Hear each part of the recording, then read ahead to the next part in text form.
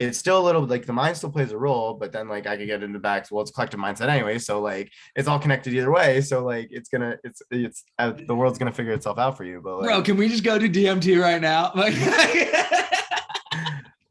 I'm not ready right now.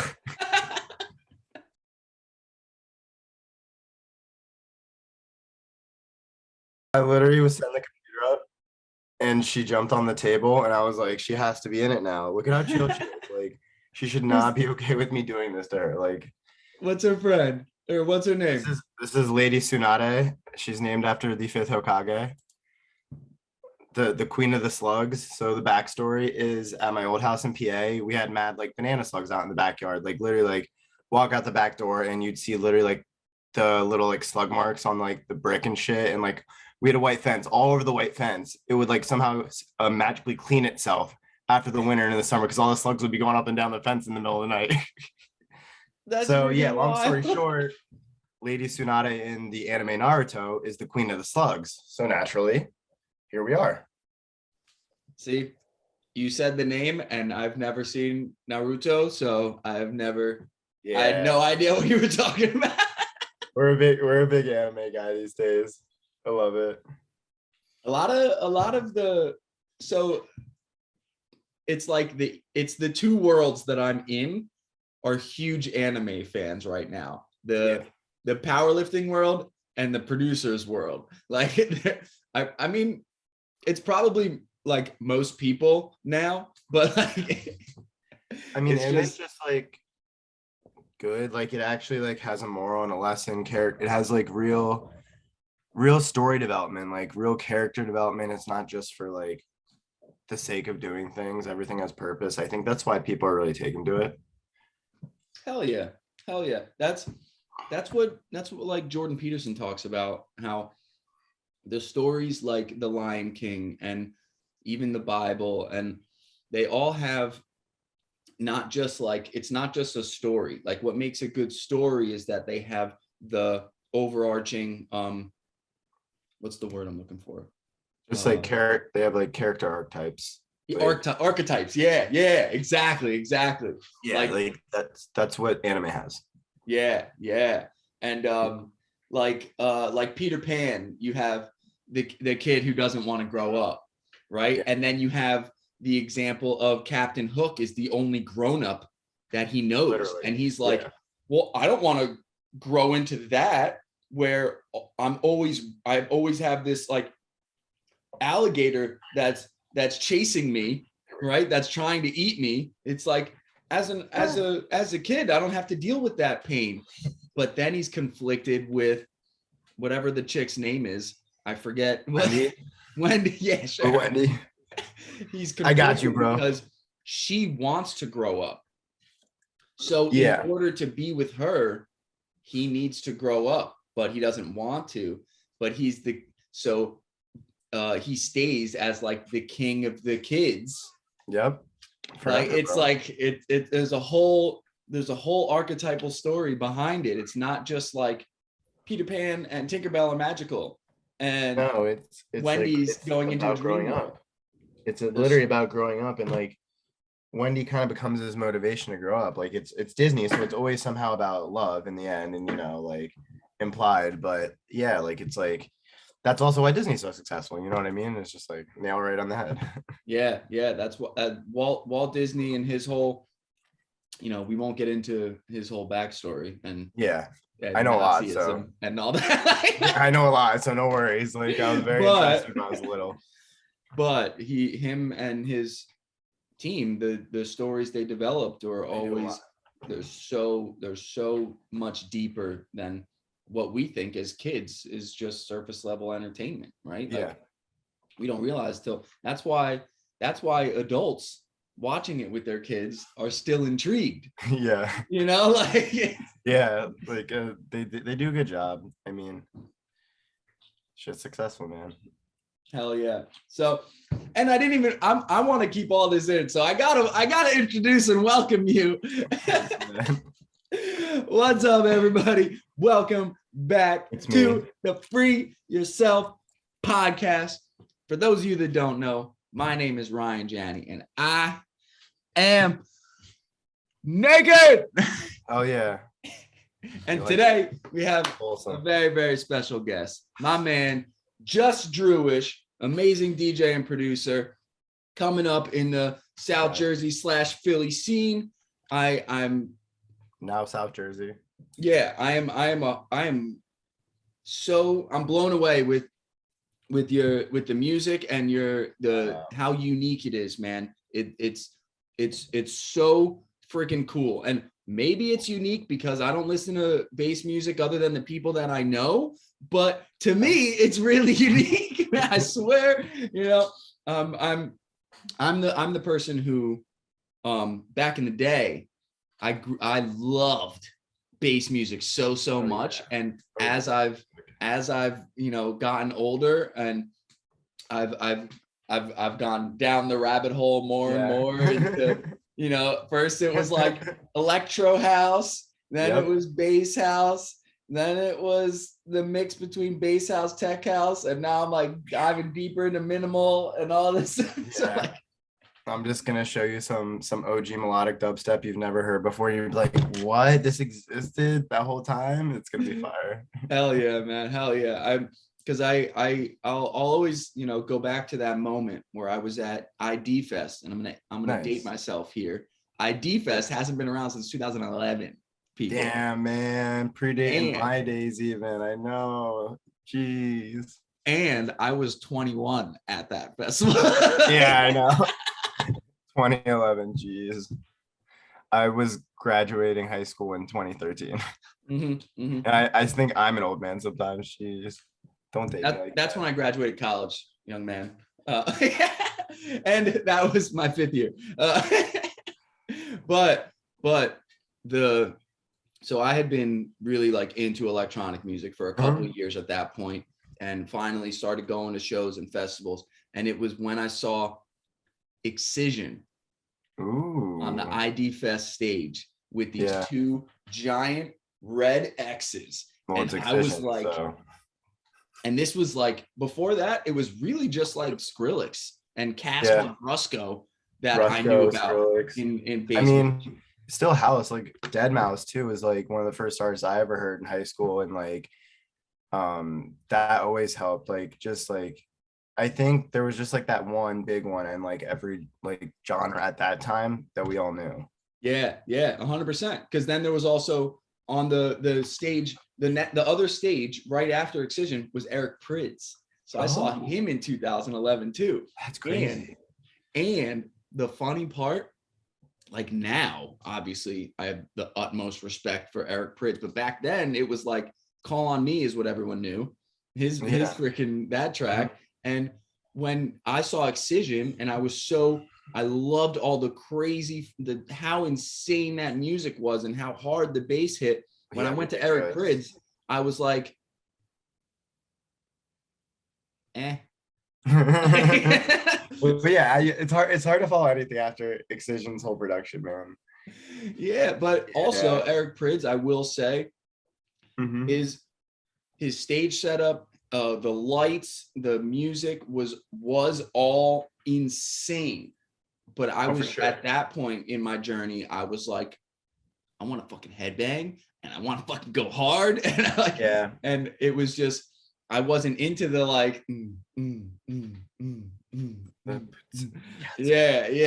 tech house vibe though. It's like a vibe. Like I love it. Honestly, now I choose house over that kind of stuff normally. Like I love it. Don't get me wrong. Like I will always love like heavy dubstep. Like I've gained more respect and liking for tarot as I've been like experimenting with making it myself. And really like figure out how to isolate sounds better. But like, yeah, I don't know. At the end of the night, you usually find me more at the house party than you do in the basement anymore. Dude, and also like especially at afters, like at after parties, like at that point I'm exhausted and like I'm not trying to hear freaking like you just did too. So it's like, and spinning house music is always fun too. You know what I mean? Like it's like such a vibe. It's also what people don't realize, like DJing, like this weekend at the Aries Nutrition event, I DJ'd old school hip hop and house music. And it was Well, they go hand in hand. Yeah, so much fun. But old school hip hop is very different beats per minute than house music. So I went like 45 minutes old school house and 45 minutes house music, and I would go back and forth between, it was like 5-hour set. And with all of that, like my tech house brain is like smooth transitions, perfect, so that no one knows that I'm going from song to song and all that. But with hip hop, it's like, let me scratch in and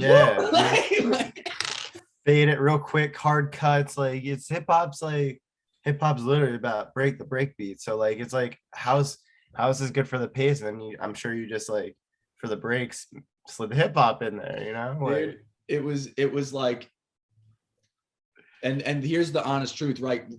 Because my head is so this way, because we were talking about hip hop over here, house over here. My brain is so this way, where I want those smooth, perfect transitions. My ego was like, these aren't good transitions. Like, so I better rip it when I get back to house music to show them that I'm a good DJ. Like, you're like, shit. Like, meanwhile, you're just like playing an event, like helping them out. You know what I mean? Just getting to have fun, but like, you're literally like, that's why I love you, man. Like that you care. You know what I mean? Like that just shows that you care. Like, which is either way, no matter whether you're playing fucking main stage at Lost Lands or you're just doing something for a homie, it's like, or it's like a corporate event, like it shouldn't matter. Like if you respect yourself, just care and show some love. You know what I mean? Yeah. And what I've learned from all those different, from when I started doing top 40 sets and all that stuff, because those were the only gigs that you can get at bars and stuff. That's why I didn't start up in Lehigh Valley, where I used to live. Like, shout out Lehigh Valley, I love you guys. We're gonna try and grow a scene there, but like unfortunately, there just isn't. And I would love to do what I can to help out and grow there. But honestly, I'm seeing more where I am now, even in Jersey a little bit, and obviously Philly's always been my go-to. Hell yeah, man. And so we've come to know each other through the Philly scene, and shout out like Eck House and stuff for bringing you around and all that. And love him. He's, to say the least. Like that's we could have a whole podcast just about literally all the dominoes that without even realizing he's helped put into play for me already. Like it's ridiculous. Hell yeah, man. He's such a good person. And I'm happy I had him on the podcast, and we talked about how we talked about his transition from like how he used to be to how he is now. He was like, he's like, Ryan, you're saying all these nice things about me, but if you knew me, 10 years ago, you wouldn't have been saying these. That don't matter. Things. That's 10 years ago. It literally has no substance now. Like it's cool that he learned from it. Yeah, exactly. You know what I mean? Like me as well. Like we're all different people, and we're meeting at this time. I feel like because it's the right time. The world brought us together. I like to on the Aaron's podcast too. Like, dude straight up could like just teach production, honestly, like in a classroom setting if he wanted to. He comes from teachers in his family, and like maybe one day we'll see it, you know what I mean? Maybe he watches this and this is a little like wink wink kick in the butt one day, but like literally, you know what I mean? His knowledge and like the way he's able to at least push me, and I think his other students, to just do things ourselves too. That's like the most like the best thing, just to have that one other person, at least first as a teacher relationship before a friend, and then go, yeah, man, you can just do it. Like, I'm confident in you too. Just go fucking do it. Like that's energy. You know what I mean? That's the energy that we need. Yeah.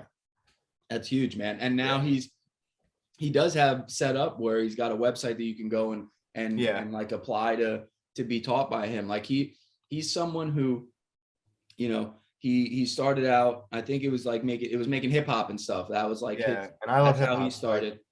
So he now has had so much time in, first it was I think it was like beat pad stuff.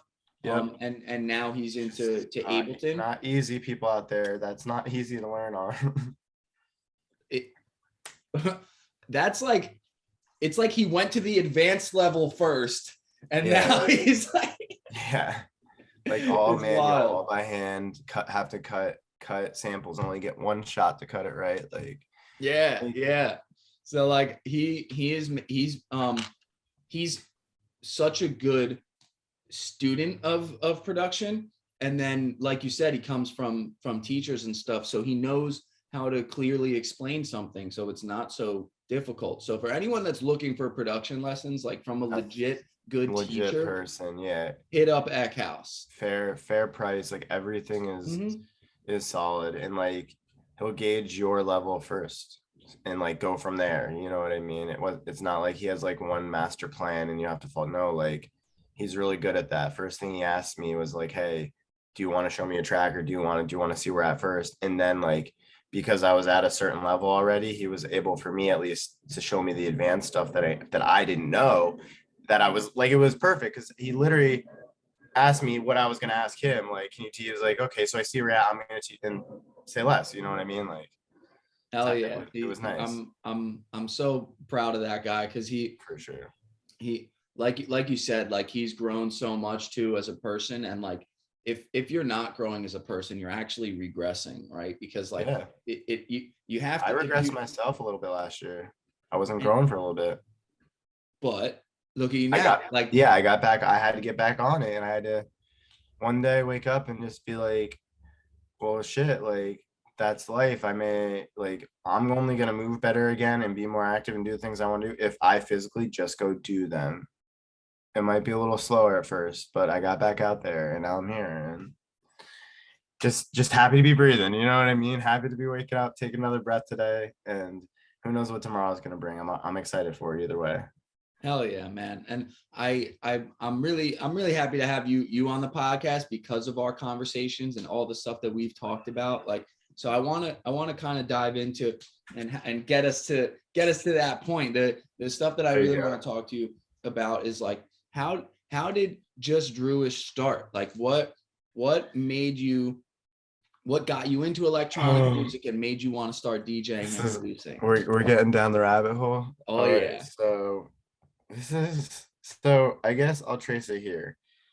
We already talked about, like, I always liked electronic. I was one of the kids known as one of the kids who liked electronic music, at least in high school. Found a few others on like my hockey teams, on my lacrosse teams, all that stuff. So like we bowled out, like I said, Dead Mouse, Zed's Dead, of course. Zed, right when Zed came out, you know what I mean? All that sort of stuff. Who else? Like Flux Pavilion. Shout out, gonna see Flux Pavilion Saturday. Marlon opening. Big boy Marlon. This is gonna come out after, but shout out. Marlon, we love you. Hopefully you watch this. And yeah, man, we're excited for Saturday. I'm so proud of you, bro. Yeah, fucking Silver Space, baby. Shout out. We're gonna sun him. I'm gonna take him under the wing of production. And he's gonna help me, I think, mixing wise a lot too. Actually, it's gonna be a nice relationship.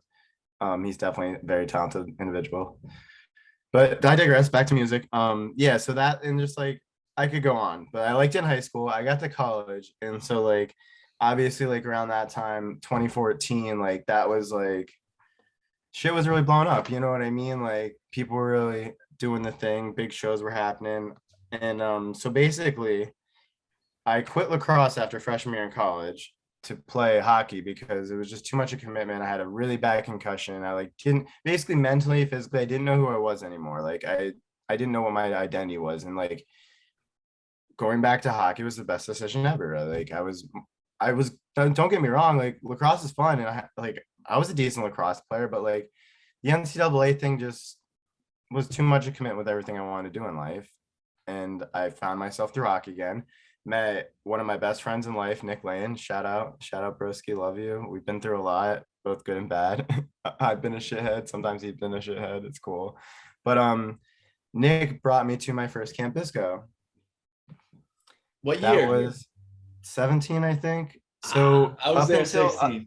Yeah, up until then we had just been going. Like he brought me to Coda. Like I got to meet some cool people who doing great things in the industry now. Shout out Aspire Higher. Thank you, Ryan, for letting me at least vend at shows with Distressed and stuff like that. Just like knowing I had more interest in it, and probably had no idea I had interest in making music at the time, but like, you know what I mean? Just to at least be welcomed by some people and be able to like get support even on the clothing before it's just like, it was all just beautiful. I don't know. I'm just very grateful. So I can't express that Hell enough. yeah. But Hell yeah. yeah, moving back. So like I got to see Jade Cicada, you know what I mean? I Coda and all these like I started going to some shows when people were in town with him, no matter who it was. It's just like Jade was one of the ones that saw him like 3 times by the end of college, and like that had a huge impact because he's dude, he just plays with knobs up there. Dude's like sound design on point, like it's just groovy. It's my kind of funky music. But anyways, so at Bisco, I was lucky enough to meet some people that I don't want to name drop here and be honest, just leave it at what it is. But I was fortunate to meet some people that really helped inspire me, some people that were doing it, some people that I really vibed with and meshed with. And those relationships at least developed a little bit over the years, where they're at somewhere now, don't matter, but like enough to inspire me to literally just go, wow, I sang when I was younger. I played clarinet a little bit. Like I played drums. Unfortunately, I didn't get that as far into drums as I would have liked to. So here we are doing something else, right? So like I had all the base there, the music theory, being able to write, read music, being able to like pitch match with my voice, like all this stuff that helps in production. And it took me then now I'll jump ahead again. I figured out at that Bisco that I wanted to do music. So over the years, then a couple tipper events here and there, like just like it kept clicking, and kept clicking. And so circa we're 2018, I start Distressed, my little clothing brand. It's a little stagnant right now, put on hold, guys. So wait around, but we have plans for it. We're focused on music right now. And then I bought a music theory book. Then at the same time, to brush up, I bought a book on mixing and mastering, just like for any music, for any industry, because like it's all the same. And then a book, like a classroom book on Ableton that you would get if you were taking a class in like a music school for it.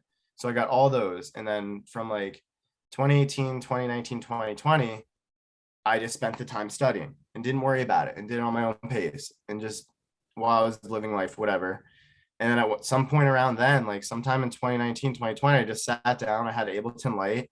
I had a keyboard because I invested in the keyboard that came with, like, you know what I mean? I invested in all the parts, got the mix. Like I slowly just acquired things over the few years and wrote it, just started writing, like literally just like said, okay, I did it with a book. I know it. And just, that's it. And that's what got me into it. Like those beautiful experiences, loving music and doing things in music since I was literally a little kid. So it's like, that's a lot. I think that's the background a lot of people don't know about, especially in the Philly scene, is like, damn, if I don't like to smoke weed so much, I'd still be able to sing shit. But I do it. Processing helps a lot. But you know, like, so it's always been a part of my life. And it's just, I never had the way I knew I had, like, I always knew I wanted to make music. Yeah. And it just kind of like, I got old enough to, and I figured like it out, that I was like, I broke it down. I was like, shit, like, how about I just treat this like I was taking a college course on it and just do a crash course, and it worked. Hell Books yeah. still work, guys. YouTube's great, but books still work. Use both. There we go. And shout out to Nick Ruffalo, aka Rough Music. He had a great point that I never really thought about, and it was just to read a little bit of the Ableton manual every day. Shock. Like,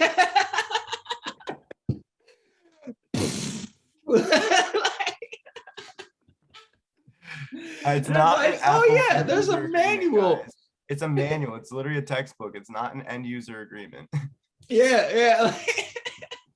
So he bought the actual book, and part of his morning routine is reading up on the manual. I got some for you. I haven't even dove into this one yet, too. Like, call this cliche or whatever. Call this cliche. But like, also I got this, and I just like, I haven't gotten stuck enough yet, which is, I'm blessed. Don't blessed that I haven't gotten stuck enough yet. So that's, but like, also got this because it's directly made by Ableton. Why would they do you wrong? Why would they do you wrong? It's only like $20.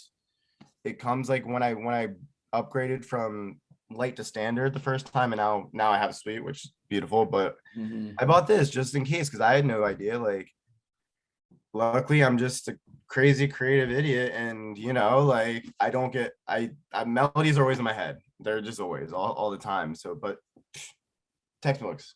Dude, that's such a good point. Because I think the fact that the melodies are always in your head is like it speaks to your life, like growing up doing music and having a good base of music theory and all of that. Because when the difference between like a melody in my head versus a melody in your head is probably like you actually know what key and notes you're playing. Sometimes, I mean, it's hard. Like C is always recognizable because of the tones and like how it makes you feel.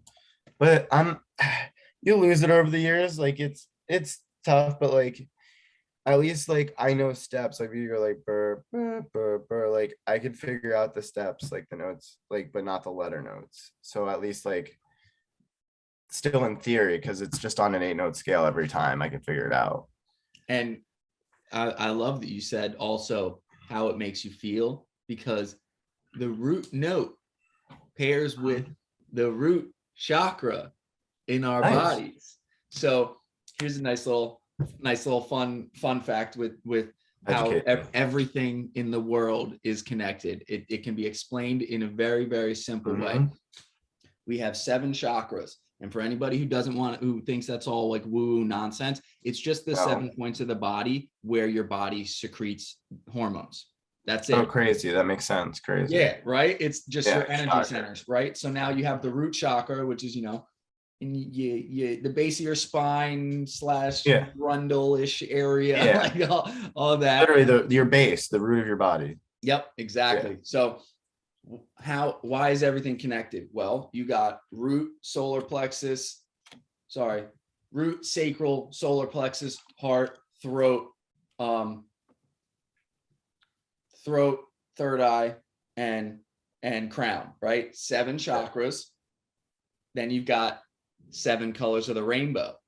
Roy G. Biv. Colors. Way up. Color red, orange, yellow, green, blue, indigo, violet. So now we've connected our bodies with all the colors of the rainbow. And here's the trippy part. 7 major music notes. We got C. It goes C, D, E. No, C, D, E, F, G, H, A. A, B. We call it an 8-note scale, but people forget the 8th note is an octave. It's the same note as the first note. It's always the root again. So like it's only 7 technically. So now we've got 7 colors of the rainbow, 7 major music notes, and 7 chakras in the body. And here's where it gets even trippier. Multiply the frequency of the note that pairs with the energy center, and now you have the frequency of the color that is paired with the energy center, because everything is vibration. Because isn't frequency on like a 40, isn't like the max like it's like 49 something, so isn't that like 7 sevens and all the way down? 7 sevens all the way down, right? Am I wrong or no? I didn't know that, but if it's right, it makes even more sense. Like, I don't know, something like that. I might just be spewing bullshit, but no. I mean, the fact that you pulled that number out of fucking. I know 19,000 is like the max that you can filter something on. So like, I don't know how high actually frequency goes, but that might be it. I don't know. We'll figure out. We've got literally all of light, all of sound, and us connected. She's hanging out now again. Hell yeah.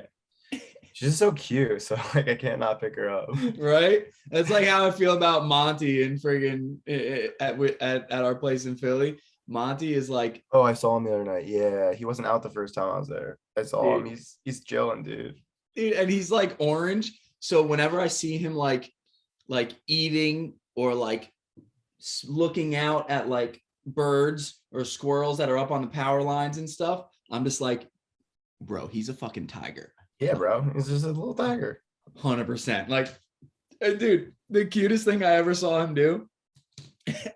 So obviously, cats, they get messy around their food area. This one spills her bowl over when she's a little perturbed. Exactly. Yeah, so what I saw a bunch of food in Monty's bowl. So I'm like, all right, let's give him some fresh water, right? let's empty it out. Oh, you think that was gonna work? Because I'm new to a cat owner. I'm new to being a cat owner, right? Like I've only had dogs my life. And this is also my first one.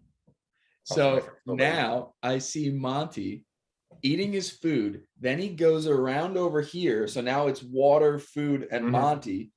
And he's taking his paw and scooping the food up over the water bowl, eating some, and some's just falling into the water bowl. Yeah, on purpose though, for sure on purpose. But dude, I'm like, I didn't know cats do anything with their hands other than walk, right? Like, oh no, he's using it as a spoon. I'm like, because in my head, I'm like, no opposable thumbs. So why would they try to grab anything? But he just cups it and just drops more food into the water. I'm like, oh, that's why there's food in the water bowl. Yeah. She'll just literally cup the water too. Like if she wants to clean, she'll literally like right after she'll just stick like the littlest bit of her paw or her nails in there, and like just cats, man, they're interesting. They're freaking wild, man. I was someone who for most of my life thought I was, or most of my life I've been allergic to cats and dogs. Yeah, I'm slightly allergic. But the more time you spend around a specific animal, the more you get used to it. So my dog, immunodeficiency. Yeah, my dog, you know, over the years, I wasn't allergic anymore, but I would go hang out with other people's dogs and I would be allergic. And then cats made me go even more wild. Yeah, they're worse. But then I really started cleaning. Like since when COVID hit, I was already eating clean, but I didn't realize I was deficient in certain minerals. And shout out Sean Nixon, my original coach. He walked me through everything. And so now that I'm not mineral deficient, I'm not vitamin deficient, I've got everything I need through my diet, through taking supplements. I now can go around I can go around, especially Monty. Maybe it's a mix of me being around him more and why I'm not allergic anymore. But now I can go and I can pet him and I can enjoy this freaking awesome cat. And, which is cool. And I can scratch him. It's right before his hind leg. You scratch him. He does this like dive bomb, and shows his belly. Like they just like literally spread out if you find the spot like cats. It's so freaking cute. If you don't, they close on you. If you don't find the right spot, they literally close on your hand and they're like, whoops. Dude, and Monty has been, you know, the thing that changed my mind about cats. Like I was like, for sure. I was like, cats are freaking demons, and the only reason why they're not killing us is because we feed them. Also true though. Also true. Because apparently, you know, we've never actually really domesticated cats. Like we've only domesticated dogs. It's just wild. Like, what do you mean? She does what she wants, but like, I think I kind of treat her like a dog, and like I mom cat her a little bit. Like, kind of like how you gotta like really make a dog like think you're a dog and like make it think you're the alpha. So like, I kind of did that with this cat a little bit. I kind of dogged her a little bit, and I think it worked. Hell yeah, dude. Animals. It's one of the ways that we can connect with nature even inside our own homes. Oh, for sure. It's like it's such a beautiful experience to be in touch with this animal, and especially in times where like most people work 9 to 5s and stuff. So like getting out into the sun and getting out into nature is a difficult thing. But when you have an animal at home, like you are connecting with nature there too. And that's why people are always drawn to getting plants inside and stuff too. Plants everywhere. Yeah, plants. So like, everywhere, whatever. So I mean, I wouldn't mind a plant here, but I got the cat. I got the nature. Exactly. You're ready, dad, to that. Plant dad is in a whole nother plant dad. Yeah. Gotta water them shits. Hell yeah. But I found out, so one of my favorite plants, I always saw it when like I went to go get flowers for like a significant other or for my mom for certain days. I always saw orchids and I was so intrigued by them. And they're like, it's such a different flower. Like, and one of the things that's different about orchids is like you don't water it a lot. Yeah. So like for anybody who wants to have more nature, now my thought is like, I want to get a bunch of orchids and I water it like once a week, a cup of water. and they're just this like incredibly beautiful plant. Like seeing the orchid from afar is, you have, it's like, especially it's like, I think it's called a falling orchid or something like that, where it's like the it's like, here's the base of the plant and has the handle, and you and the orchid's like taped to it, so it stays like this.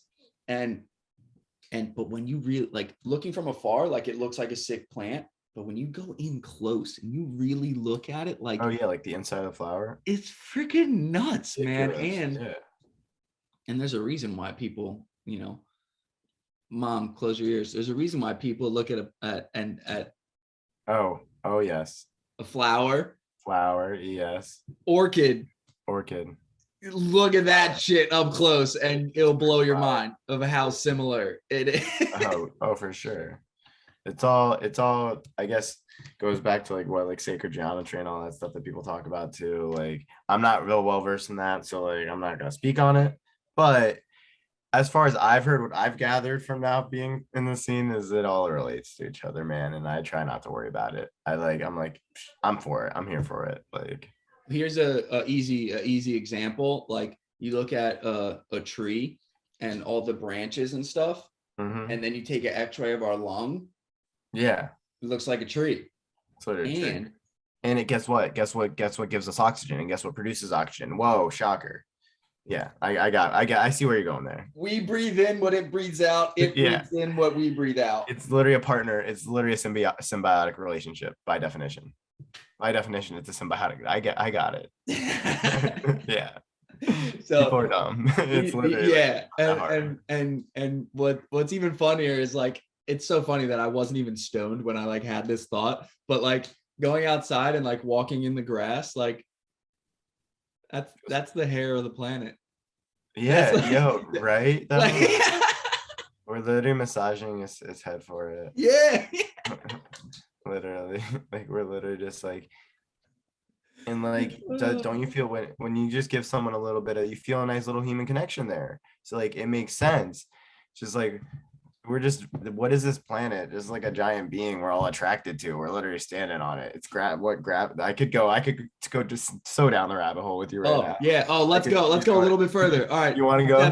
Seven major bodies of water, seven major sevens, bro. 7 continents, seven major bodies of land. Then you have 7 chakras in the body, 7 colors, 7 music notes. Well, I guess isn't it crazy that when the world was a Pangea and like ready to be one, it was one, and then when it separated, it became 7 somehow. Just by chance, right? Just by chance. Right. Like again, we're all on a rock. Like, what is why do we walk up to things and look at them that we're attracted to? Because gravity says it too, not just because gravity, literally, like the day people figure that out, I'm sure will blow their mind. It's like, right, like when gravity. We're drawn to something. Why does love exist? Because gravity exists.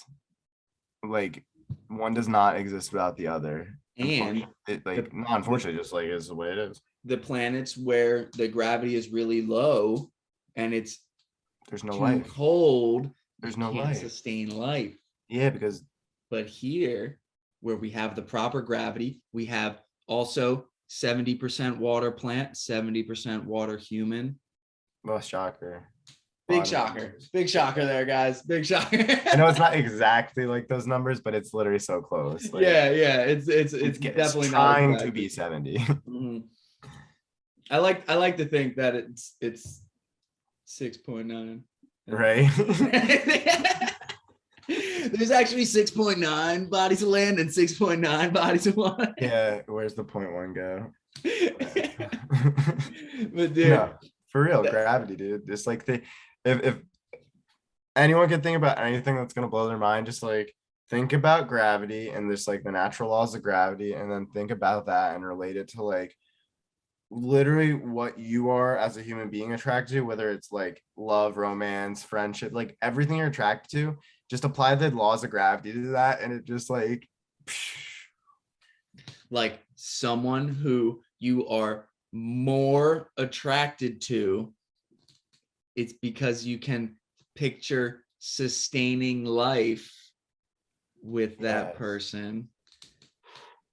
That was just a right now mind blowing. Like I never like heard anyone, maybe I heard someone say that, but like that was just like right now talking about gravity. I'm trying, the wheels are turning in my head and I'm like, oh shit, it's because we can see ourselves creating and sustaining life together. Or we like see ourselves in them. Why we're attracted to like things are attracted to each other. So like gravity states that too, like literally, like, and we like it goes farther. Why are things magnetic? Like why are things so far attracted to each other? You know what I mean? Like we could go one deep, but like basically at the base level, to break it down, it's like, yeah, like there it makes sense why they call it you're gravitated towards someone like that. The people that say that clearly have it figured out. Like it's like you like things should literally like gravitate towards each other. Like I don't know how else to put it. And so that whether it be for the right reasons or not,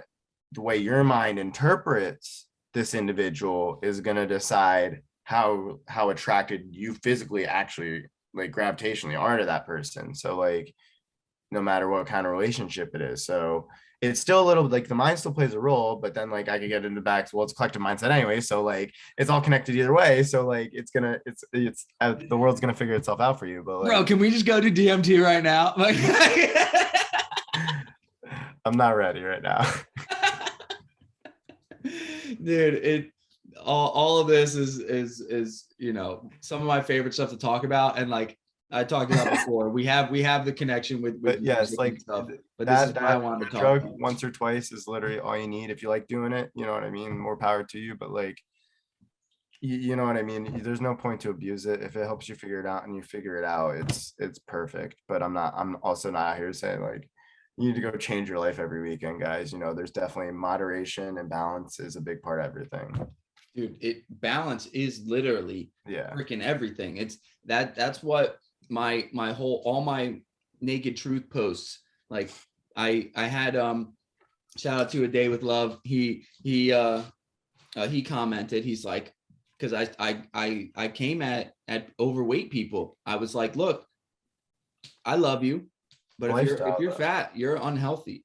And like we're talking about how people we can't shame people who are overweight, and we have to teach them to love themselves. Well, really loving yourselves is trying to improve your health, because if you improve your health, you can then your relationships get better. You'll live a longer, happy, healthy life. The people that by treating your body negatively, you are now making it so that the people in your life that love you are not going to be able to have you around as long. And you're going to then in the future, because when you don't treat yourself right, you die much younger than you should. You are then going to be hurting those people. It's all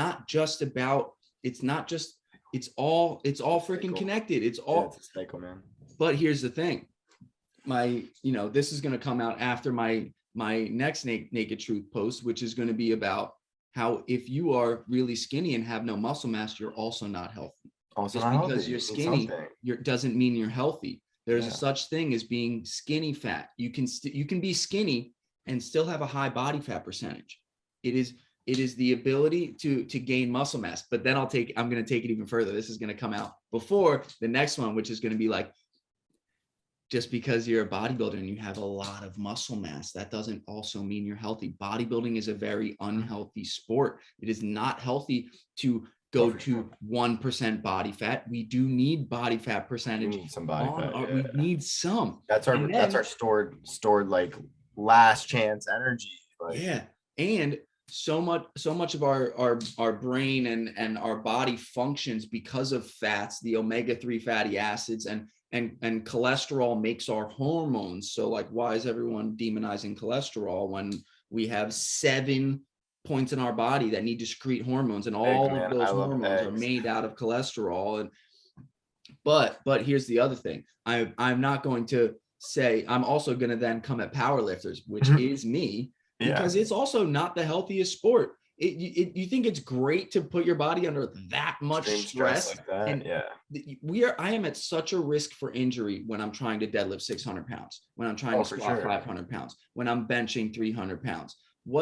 It's all about balance. And I chose this sport that I love so much because I want to lift the more amount of weight than anybody who weighs 75 kilograms. And after this competition at States, I might go up a weight class, but who knows? Either way, I know that what's actually healthy is a balance between strength training and, because you taking the body to what happens after every powerlifting competition to most people. I've literally had an immune response because I fucked up my central nervous system so bad by pushing it to its absolute limit. Yeah. I've broken out in hives. I've had a fever. This is so it's also not the healthiest freaking sport. Like, yeah, for sure. It's stress. It's just stress has to go somewhere. Yeah, it's all about balance. So like, and then I'm gonna come at vegans, but I'm also gonna come at carnivores. It's all of it. Both. The extreme in life, the extremes are never the healthiest thing. It's always balance between them. Ain't that the truth? Like, just preach, bro. So that's a whole long-winded rant of like why I'm doing the whole naked truth things and stuff. And shout out to Tanner Shuck and the guy who does the fruit for thought thing, because that's really where the idea came from. And I wanted to put my own spin on it. And you know, when we've all heard the term the naked truth, right? And it's just like it works for my branding and stuff. So it was a fun little thing for me to like come up with. But enough about that. This is again one of the reasons why I wanted to have you on, because we've talked in detail about mental health, about physical health, about all these different things, and I know you're someone who has gone on a spiritual journey, and that's what Free Yourself is really all about. So like with all these stuff that I've opened up about going through addiction, about going through depression, anxiety and stuff, I know you have some experience with these things too. So in order to sort of give help to these people, I wanted to talk to you. So if you're open to diving into that sort of stuff, when I started Distress in 2018, like right now, like it's unfortunate that I can't have the website up and running like I used to. Just my funds are going elsewhere. But you know, like I was writing blog posts and I was like really open about like what I've been through. Like I've been through the ringer. Like I can talk about experiences with depression, you know, figuring out how high my level of anxiety and depression actually was when I was like 12, 13. Like puberty is it's totally natural for that to come on. So like for me, it all came on pretty hard, and I figured some stuff out, and you know, was able to get a grip on it. I think after my first little bout when I was younger, was able to go through high school pretty good looking back. Like, yeah, I thought I was sad here at times, but I found the right friends at the right times, and you know, hockey, lacrosse kept me level, so that was good. In college, then you know, you get hit a couple times and meet some friends, you know, the occasional party drug here and there, everything in the scene, and I started to really dive deeper and like figure out more about myself. So when I started Distressed, it was like, for me, that gave me purpose. Like I didn't really feel like I had purpose until then, honestly. And my degree is in graphic design and film. So no, I do not have a day job or office job. I work in just a part-time job to do this music thing at the same time right now. But I use my degree every day, man. And you know, just because you don't get a job necessarily in your field right away, people potentially watching this, you can make your own way to do it. You can, and it might be a struggle. Sometimes it's a struggle at first. I'm not going to say and lie about that. And that's where that mental health game really comes into play. So like you can make your own way. So it's beautiful. But to get back to it, so like right before I started Distressed, this is when I was living in Philly for the first time. This will be my little mental health story, or whatever the journey I'll go on with you guys. I was really depressed, man. I was in the best spot. I was spending all the money that I was making. I was working a corporate job, which time and time again, unfortunately, I find out that I can't do. And like, I haven't had a creative corporate job, so that might be a different story one day. But I have a tough time spending in office in the whole day with people that I literally can't talk to anything about. And that's just that's the naked truth. Whether it be the age range, whether it be the interest, but like I just can't be myself in these places, and for me that just does it. So I one day just had a really bad day. I had one experience with cutting in my life before, and alcohol is always in the equation. When I figured out about myself, when I do anything stupid, I got like literally like blackout drunk, and I literally took a blade and just slashed and made stains all over my freaking, an idiot, put stains all over my friend's apartment on the floor, like stupid stuff, like, but like I was in a really bad spot. So I had people at the time, my family, was really supportive when they found out like I gotta live with my arm. I want to get a cool tattoo over one day. But that's a whole nother story. It's gonna say just be you, but regardless, Be that was, yourself, free yourself, yeah, baby. like literally, like so like that from that after that day, I had already had the plan to do distress since college, like clothing, music were already my two passions, and my clothing was going to be tailored for the festival crowd, for the music crowd. So after that day, I took like a really hard look at myself, and like maybe it took me doing that. Unfortunately, it took me self-harming and feeling that pain and getting that release, but I'm never going to do it again. I can literally promise you on that podcast. Like I'm so far beyond that these days. Like even at my worst depressed, I don't want to harm myself. I just don't want to, like, I literally won't move. But another point. Yeah, so like it kind of clicked, and then I started being just really open because no one is open. No one is just like, this is what it's actually like. No one's like, no, I get sad too, really bad, and I know you do, and let's just freaking talk about it because we're literally already connected.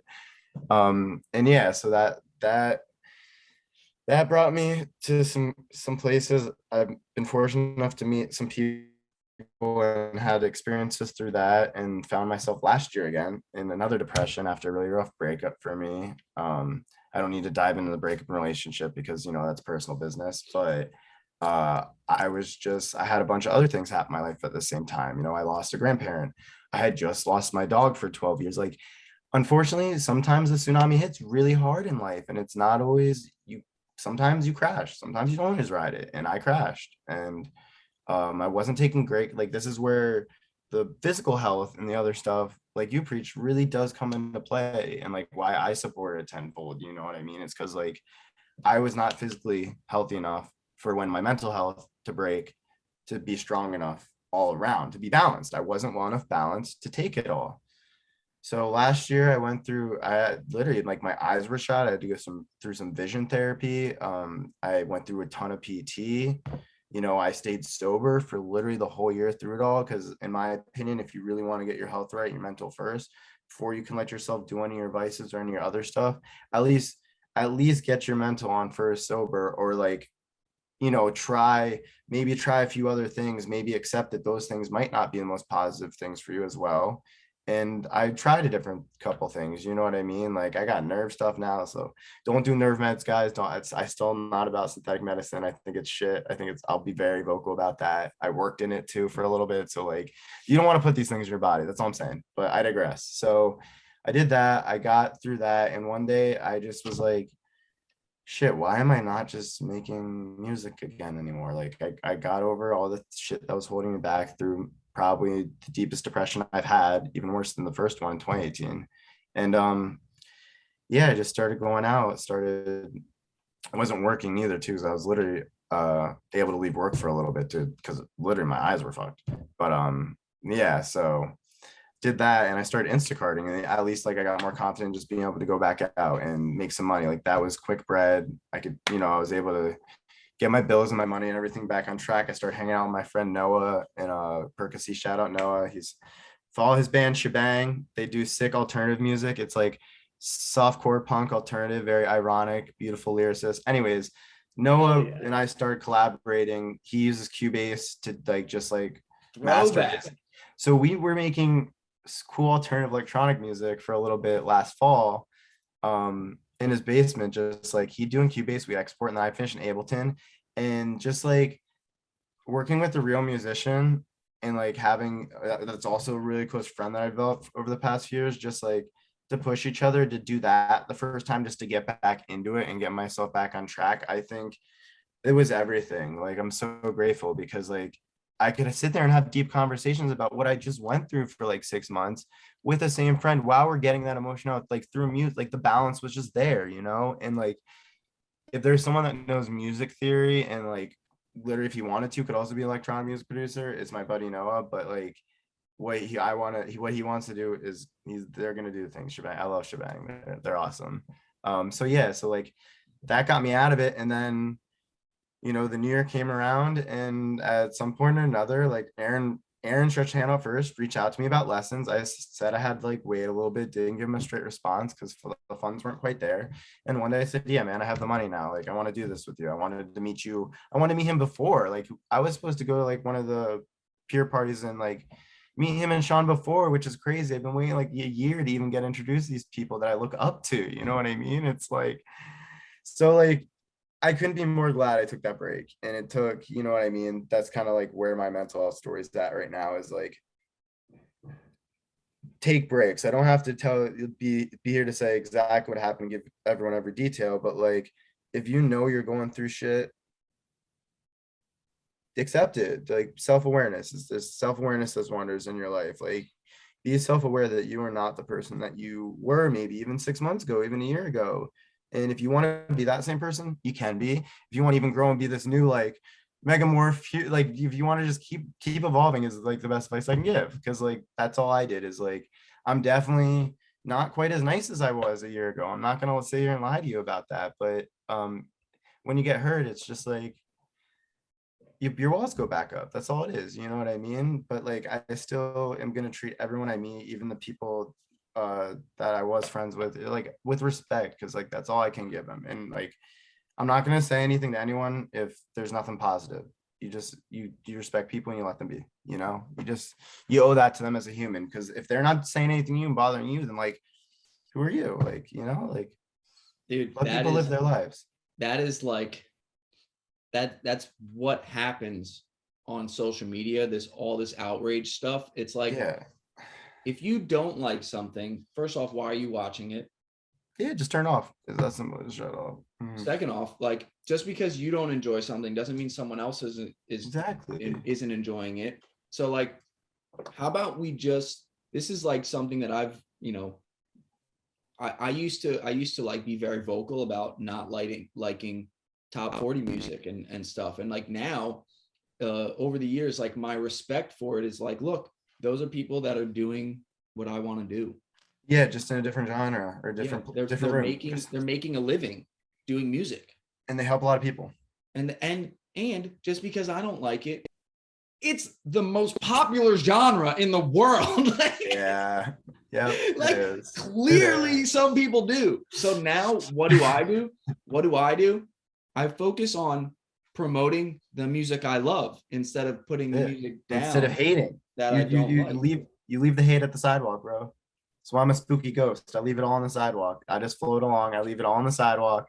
Shout out Slice, shout out Dom for coining that term. He was like, dude, you're literally like, he told me, we're texting, he's like, you're literally like just like a friendly ghost. You're just on the sidewalk. I was like, that's perfect, bro. I'm gonna keep that one. I was like, thank you so much. Like, hell yeah. Like, also like Jansen is like one of my idols and he does gutter music. So like, I gotta give respect. So I'm not in the gutter yet. Like, I'm on the sidewalk still,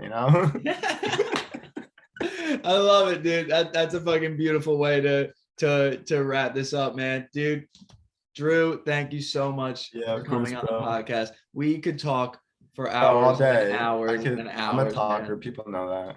Dude, and everybody go check out this man's music. It is crazy, unique, beautiful, awesome music. And when you hear some vocals in it, know that it might be Drew. It might be mine actually these days, which is crazy to think about. I mean, if I could say anything, like, I appreciate you so much for having me.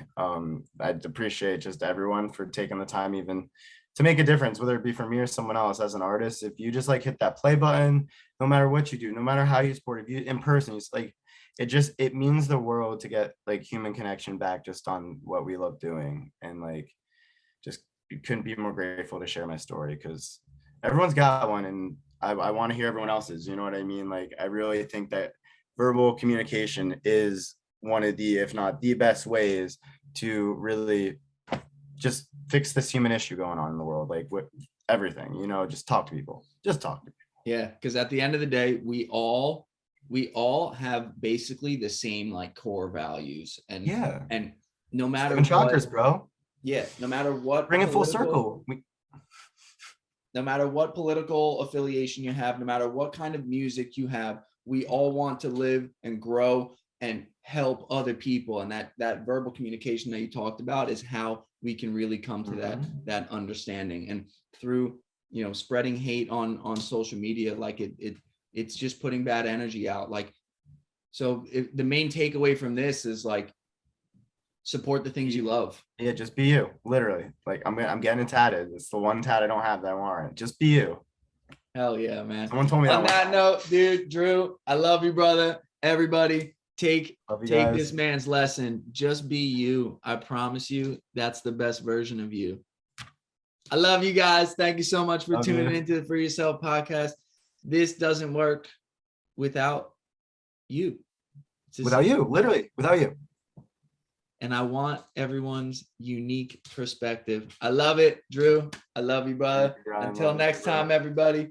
Peace, love, unity, respect. We're out.